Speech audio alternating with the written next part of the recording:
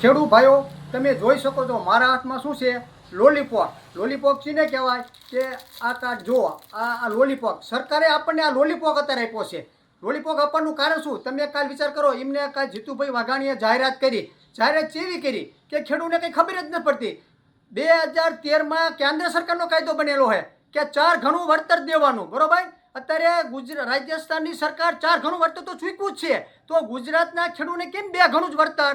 કારણ કે એમને ખબર નથી કે રાજસ્થાનની સરકાર જો 4 ગણું વળતર દેતી હોય, અહીંયા ભાજપ સરકાર છે, પછી અહીંયા કોંગ્રેસની સરકાર તો છે નહીં, તો ગુજરાતના સરકાર ખેડૂતોને કેટલો અન્યાય અત્યારે કરવા છે. તો વિચાર તમે કરો કે 4 ગણું વળતર આપવાનું હતું એમાં, અને 2 ગણાની જાહેરાત કરી, અને પછી કે જેતપરના ખેડૂત અને સુરેન્દ્રનગરના ખેડૂતને એને પણ વળતરમાં ફેર. કારણ કે અત્યારે જમીન હોય, કોણ નક્કી અત્યારે કરી? જીતુ વાઘાણી નક્કી કરી શકે છે કે કોણની જમીન હોય એના અત્યારે 20 લાખ રૂપિયા એકરના છે, કે જેતપરની જમીનના 20 લાખ એકરના છે, 25 લાખ રૂપિયા? એ તો ખેડૂત પણ નક્કી કરી શકે કે જમીનની શું કિંમત છે મારા ગામમાં. અત્યારે તમે એમ કહો કમિટી રચશે અને ખેડૂત 2 આગેવાન હોય, 2 આગેવાન ખેડૂત કોણ હોય? ભાજપના જ હોય, અને કંપની વાળાને સેટિંગ હોય, ભાજપ વાળાને સેટિંગ હોય, એટલે એમાં ખેડૂતને કંઈ મળે જ નહીં. પોતે ઘરધણી જેના સર્વે નંબર આવતો હોય એ ઘરધણી નક્કી કરે કે ભાઈ મારી જમીનની કિંમત 40 લાખ કે 50 લાખ. પછી એની કમિટી સર્વે કરે કે ભાઈ આ ફરતા 10 ખેતરોની તમે કિંમત જાણો, સાચું શું છે એ સાચી થાય. આ તો તમારા ઘરના ડાકલા ઘરના ભૂવા એ વારી તમારી અત્યારે વાત છે.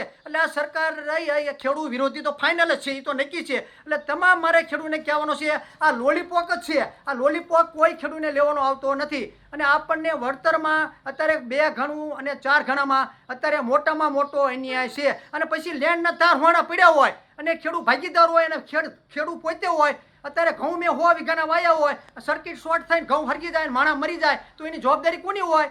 કંપનીની હોય. જે સર્વે નંબરમાં લેન્ડ નીકળે અહીંયા કંપનીવાળાને ખેડૂતનો અને મજૂરનો કંપનીવાળાને વીમો લેવો પડે. એ જવાબદારીમાં પણ ખેડૂતને અત્યારે સરકારને ચોખ્ખું કરવું પડે કે ભાઈ જે સર્વે નંબરમાં હશે અહીંયા અકસ્માત મૃત્યુ થાય છે તો જવાબદારી કંપનીની છે, અને કંપની વીમો ચૂકવે, અને કંપનીવાળાને દર વર્ષે વીમો ઉતારવો પડે. આ એક દિનનું તો છે નહીં, આ લેન્ડ તમારી 30 વર્ષની છે, અને 30 વર્ષ પછી પણ ભાવ ફેર થાય. અત્યારે તમે આપો એટલે 30 વર્ષ તમારો કોન્ટ્રાક્ટ પૂરો થઈ જાય. આ તો સરકારના નિયમમાં છે કે ભાઈ 70 વર્ષની તમારી ઓલું છે. 70 વર્ષ પછી જે ભાવ હાલતા છે તેથી પછી જે ખેડૂત કિસી પૈસા ચૂકવવા થાય છે કંપનીને, પછી કંપની એમ કે 70 વર્ષ પહેલાં ચૂકવ્યા હતા, 20 વર્ષ 70 વર્ષ પહેલાં, એ તેદી નહીં હાલે, તો કંપનીના ખેડૂત થાંભલો ખડી પર તેદી ઠોકી દેશે. આ 20 વર્ષનો કરાર કે 70 નો કરાર એ જ ખેડૂતને માન્ય છે. 70 વર્ષ પછી કરાર ફરીને થાય છે. જય હિન્દ, જય ભારત.